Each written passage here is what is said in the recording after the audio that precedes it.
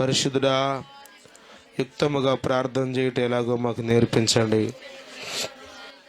అయా. సంఘంలో ప్రతి ఒక్కరిని ఉజ్జీవింప చేయండి. ఏదో నలుగురు ప్రార్థన చేయటం, నలుగురు మౌనంగా ఉంటాం అనేటువంటి విధానాల నుండి విడిపించండి. ప్రతి దివిటి వెలిగించబడాలి, ప్రతి వ్యక్తి ఆత్మతో నింపబడాలి, ప్రతి వ్యక్తి సువార్త చెప్పే శక్తిని పొందుకోవాలి. ప్రతి వ్యక్తికి నీ కృప దయచేయమని వేడుకుంటున్నాం. ప్రతి పాపమును క్షమించండి, ప్రతి దోషమును క్షమించండి. సంఘమంతటిని మీరు శుద్ధి చేయండి. డాగు లేకుండా, ముడత లేకుండా, మచ్చ లేకుండా, కలంకము లేకుండా నిర్దోషమైన వధువు సంఘముగా సిద్ధపరచమని వేడుకుంటున్నాం. అమూల్యమైన నీ రక్తం ద్వారా మరలా కడగండి. రోజు రోజు మారు మనసు పొందడానికి, రోజు రోజు నీకు సమీపంగా రావడానికి, నీ యొక్క చిత్తమును నెరవేర్చడానికి, నీలో ఆనందించడానికి ప్రతి ఒక్క బిడ్డకు నీ కృప దయచేయమని, చీకటి అంధకార శక్తుల ప్రభావం ఎవరి మీద ఇంకను పని చేయకుండా అయా నీ రక్తపు కోటలో ఒక్కొక్కరిని దాయమని, పశ్చాత్తాప ఆత్మను, పునరుత్థాన శక్తిని బిడ్డలకు మీరు దయచేయమని ప్రభా, ఈ సంవత్సరం అంతా మమ్మల్ని కాపాడుతూ వచ్చావు. మిగిలిన దినాలు కూడా కాపాడమని, క్షేమము దయచేయమని యేసుక్రీస్తు నామంలో ఈ యొక్క ఆరాధన ద్వారా మీరు మహిమ పొందమని యేసుక్రీస్తు నామంలో ప్రార్థిస్తున్నాము తండ్రి. ఆమేన్. హల్లెలూయా. మనమందరం లేచి నిలబడి దేవుని వాక్యాన్ని చదువుకుందాం.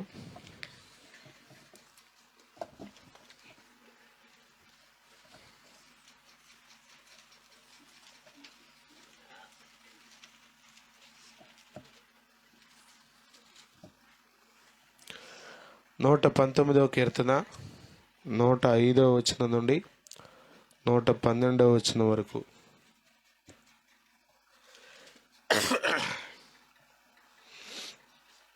నూట 19వ కీర్తన 105వ వచనం నుండి 112వ వచనం వరకు చదువుకుందాం. జగదీష్ వచ్చి చదువుతాడు, కలిసి అనుసరించి చదువుదాం.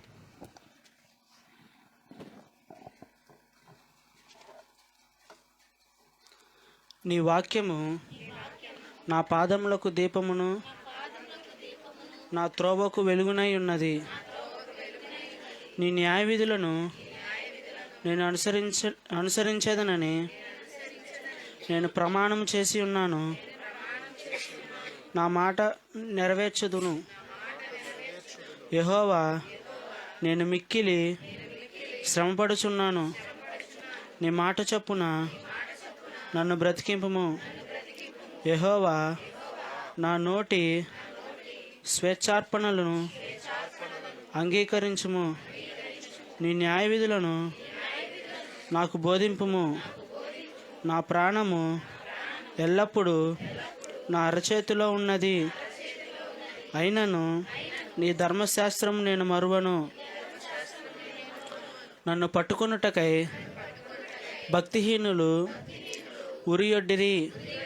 అయినను నీ ఉపదేశం నుండి నేను తొలగి తిరుగుటలేదు. నీ శాసనములు నాకు హృదయానందకరములు. అవి నాకు నిత్య స్వాస్థ్యమని భావించుచున్నాను. నీ కట్టడలను గైకొనుటకు నా హృదయమును నేను లోపరుచుకొని ఉన్నాను. ఇది తుది వరకు నిల్చు నిత్య నిర్ణయము. ఆమెన్.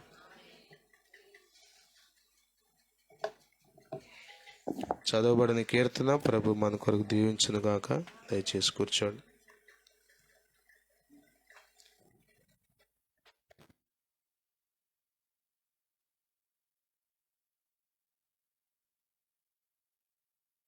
దేవుని పరిశుద్ధ నామమునకు మహిమ కలుగును గాక. ఆమేన్. ప్రభువైన యేసుక్రీస్తు నామములో దేవుని సన్నిధికి కూడి వచ్చిన మీ అందరికీ హృదయపూర్వక వందనాలు. అందరికీ వందనాలు. దేవునికి స్తోత్రాలు. దేవుడు అందరిని ఆశీర్వదించును గాక. హల్లెలూయా, హల్లెలూయా.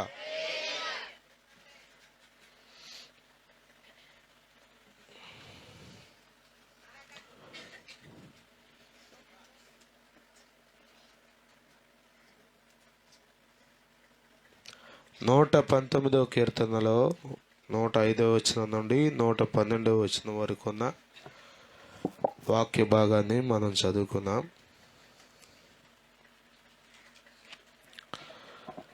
ఈ కీర్తన అంతా దేవుని వాక్యం యొక్క విశిష్టతను మనకు చక్కగా తెలియపరుస్తుంది. దేవుని వాక్యం ఎంత విలువైందో, ఎంత అవసరమైందో అనేది మనకు అర్థమయ్యేటట్లుగా ఈ కీర్తనలో చాలా విషయాలు పరిశుద్ధాత్ముడు కీర్తనాకారుని ద్వారా పొందుపరిచాడు. దేవుని వాక్యం లేకుండా మనము సరైన మార్గాల్లో నడవలేం. దేవుని వాక్యం ఉన్నప్పుడు మాత్రమే మనము సరైన మార్గాల్లో నడవడానికి అవకాశం ఉంటుంది. వాక్యం లేకుండా తీసుకునే ఏ నిర్ణయం అయినా అది ఫ్రూట్ఫుల్గా లేకపోతే ఆత్మ సంబంధమైన ఫలవంతంగా కనబడదు. తాత్కాలికమైన బెనిఫిట్స్ ఏమైనా వస్తే రావచ్చేమో, కానీ వాక్యం లేకుండా నడిచే నడక, తీసుకునే నిర్ణయాలు, వేసే ప్రతి అడుగు అది మనల్ని ఎంతో ఆత్మీయంగా దిగజార్చేస్తుంది. ఇక్కడ వాక్యాన్ని దీపముగా, వెలుగుగా కీర్తనాకారుడు జ్ఞాపకం చేస్తున్నాడు. నీ వాక్యము నా పాదములకు దీపము, నా త్రోవకు వెలుగై ఉన్నది. వాక్యము దీపం. దీపం వెలిగిస్తుంది. దీపం దారి చూపిస్తుంది. దీపం త్రోవలో ఏమున్నాయో మనకు అర్థమయ్యేటట్లుగా చేస్తుంది. మరి ఇప్పుడు కరెంట్ వచ్చిన తర్వాత మనకి పెద్ద లైటింగ్ విషయంలో కన్ఫ్యూజన్, టెన్షన్ లేదు. ఒకప్పుడు పాత తరం వాళ్ళని అడిగితే వీధి దీపాలు కూడా వచ్చి కిరోసిన్ పోసేవాళ్ళంట. ఏ రోజుకు ఆ రోజు సాయంత్రం పూట వచ్చి పోసుకుంటూ వెళ్ళేవాళ్ళంట. అంబేద్కర్ గారి జీవిత చరిత్ర చదివితే ఆయన వీధి దీపాల లైటింగ్లో చదువుకున్నాడంట. ఇంట్లో కూడా దీపం లేకపోతే బయట వీధి దీపాల దగ్గర కూర్చొని చదువుకున్నాడు. దీపం. చీకటి చాలా ప్రమాదకరమైంది. చీకటి ఏం జరుగుతుందో మనకు తెలియదు. చీకట్లో మనం ఎటు వెళ్తున్నామో తెలియదు. చీకట్లో మనం ఏం చేస్తున్నామో తెలియదు. చీకట్లో వెలుగు లాంటిది దేవుని వాక్యం. సామెతల గ్రంథం 6వ అధ్యాయం 23వ వచనంలో జ్ఞాని అయిన సొలొమోను అంటాడు, ఆజ్ఞ దీపముగాను ఉపదేశము వెలుగుగాను ఉండును అంటాడు. ఆజ్ఞ దీపముగాను ఉపదేశము వెలుగుగాను ఉండును. దేవుని వాక్యం లేకపోతే దేవుని ఆజ్ఞ అది దీపం. దేవుని వాక్యం విషయంలో చాలామంది అనుకునేది ఏంటంటే, ఇవన్నీ చేయలేమండి, ఎక్కడ చేస్తాం, ఎంత ఎక్కడ కుదురుతుంది అట్లా చెప్తారు. పాస్టర్లకు చెప్పుకోవటం అది వాళ్ళ ఒక పని. కాబట్టి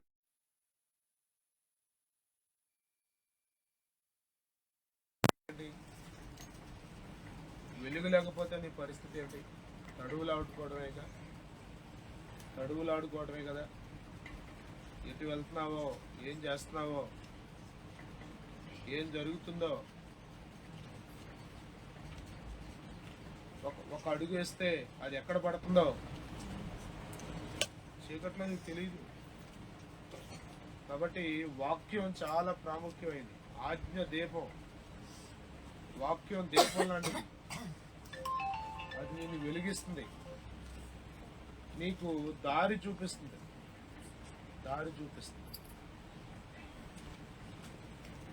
చీకట్లో, అందుకే ఆ పదం వాడతాడు, తల్లిదండ్రులను దూషించేవాని దీపము ఆరి చీకట్లో ఆరిపోతుందంటారు. దీపం ఎప్పుడు అవసరం? చీకట్లో అవసరం. అట్లాంటి దీపం ఎక్కడ ఆరిపోతుందంట? ఏంటి వాడి పరిస్థితి అంటే చాలా దయనీయంగా ఉంటుంది. దీపం లేని నడక, దీపం లేని ప్రయాణం చాలా కష్టం.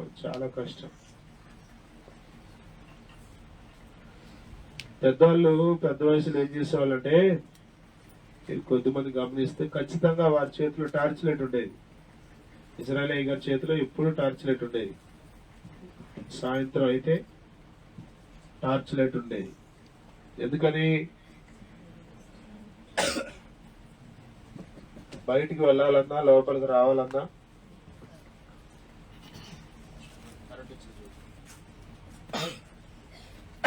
అది మనకు నడిపిస్తుంది, అది మనకు దారి చూపిస్తుంది. కాబట్టి మనం తప్పనిసరిగా వాక్యాన్ని కలిగి ఉండాలి. స్తోత్రం.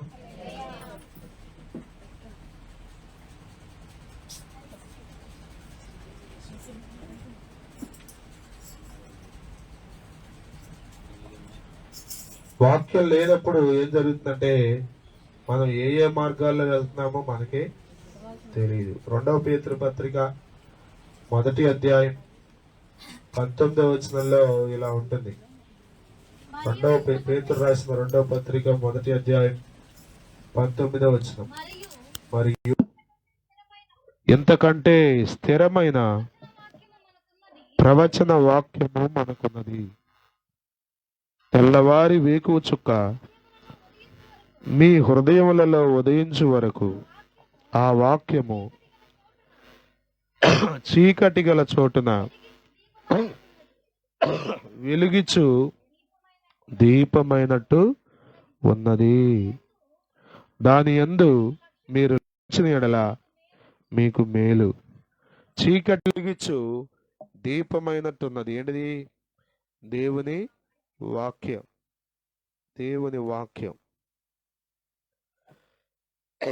దేవుని వాక్యం లేకుండా ఒక క్రైస్తవుని ప్రయాణం సాగదు. ఒకవేళ ఆ ప్రయాణం మొదలైనా ముగింపు చాలా భయంకరంగా, దయనీయంగా ఉంటుంది. వాక్యము చాలా చాలా చాలా అవసరం. వాక్యం లేకుండా మనమేమి చేయలేం. చేసినా అది నిత్యత్వానికి ఉపయోగపడదు. ఈ లోక సంబంధంగా ఏదన్నా తాత్కాలికమైన ప్రయోజనాలు ఉంటే ఉండొచ్చు, కానీ నిత్యత్వ సంబంధమైన ఆశీర్వాదాలు మనం పొందుకోలేం. కాబట్టి దేవుని వాక్యం చాలా అవసరం. లూకాసు వార్త 15వ అధ్యాయంలో 10 వెండి నాణ్యాల గురించినటువంటి వృత్తాంతంలో అక్కడ రాయబడిన మాట ఏంటంటే, ఆ స్త్రీ పోగొట్టుకున్న నాణ్యాన్ని వెదికేటప్పుడంట దీపం వెలిగించి జాగ్రత్తగా వెదకదా అంటాడు. అంటే ఏంటి? పోగొట్టుకున్నది ఏంటో, అది ఎక్కడుందో తెలియాలంటే కూడా ఏం కావాలి? దీపం కావాలి. వాక్యం అర్థమైతే నీవు ఎక్కడ పోగొట్టుకున్నావో, ఏం పోయావో, ఎక్కడ నష్టపోయావో, ఎక్కడ తప్పటడుగేసావో వాక్యం ద్వారా నీకు అర్థమవుతుంది. కాబట్టి వాక్యం మనకు చాలా చాలా అవసరం, అత్యవసరం, చాలా అవసరం. కాబట్టి ప్రియులరా, వాక్యాన్ని నిర్లక్ష్యం చేయకండి. వాక్యాన్ని నిర్లక్ష్యం చేసిన జీవితాలు ఆత్మీయంగా ఎదగలేవు. ఇంకా మిగతా విషయాల్లో కూడా పెద్ద ఆశీర్వాదకరంగా ఉండలేరు. దేవునికి స్తోత్రం కలుగును గాక. హల్లెలూయా, హల్లెలూయా. కాబట్టి దేవుని వాక్యాన్ని గౌరవిద్దాం, దేవుని వాక్యానికి విలువిద్దాం, దేవుని వాక్యాన్ని ప్రమాణంగా తీసుకుని పాటిద్దాం. అప్పుడు మనము వెలుగులో నడవడానికి, ఆశీర్వాదకరంగా అడుగులు ముందుకు వేయడానికి అవకాశం దొరుకుతుంది. ప్రభు అట్టి కృప మనందరికీ దయచేయును గాక. ఆమేన్. ఈ కీర్తన ప్రభు మన కొరకు దీవించును గాక. హల్లెలూయా, హల్లెలూయా.